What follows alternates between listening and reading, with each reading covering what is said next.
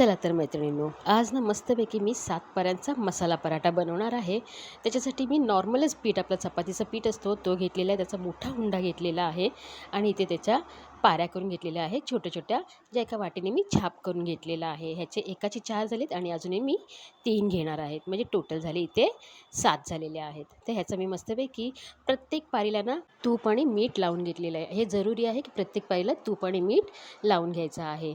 त्याच्यानंतर मी पहिल्या पारीला टाकलेला आहे धणे जिरे पूड, दुसऱ्याला टाकलेला आहे चिली फ्लेक्स, तिसऱ्याला टाकलेला आहे किसलेलं लसूण, चौथ्याला टाकलेलं आहे किसलेलं चीज आणि पाचव्याला टाकलेला आहे कोथिंबीर, सहाव्याला टाकलेला आहे ऑर्गॅनिक मसाला आणि 7वी पारी टाकून ह्याच्यावरती मी चांगलं दाबून घेतलेला आहे हुंडा आणि त्याला चांगलं पीठ लावून घेतलं आणि मीडियम आकाराची चपाती लाटून घेतली. थोडंसं तेलाचं बोट लावून घेतलं आणि ह्याच्यावरती मी काळे तीळ असतात ना ते लावून घेतले आणि थोडीशी कोथिंबीर घातलेली आहे. ती चांगली मी दाबून घेतली पहिल्या हाताने आणि लाटणीने परत लाटून घेतलं.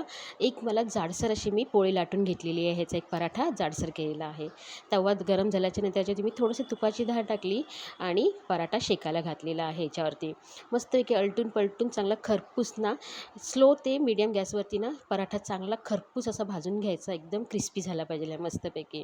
तर अशा परीने मी ना सगळे पराठे करून घेतलेले आहेत आणि तुम्ही सॉस किंवा कोणत्याही चटणीबरोबर सुद्धा हा पराठा खाऊ शकता. तुम्हाला इथे दाखवते पराठा मस्त आतून अशी त्याची स्टफिंग झालेली आहे आणि खायला पण खूप मस्त झालेला होता, क्रिस्पी.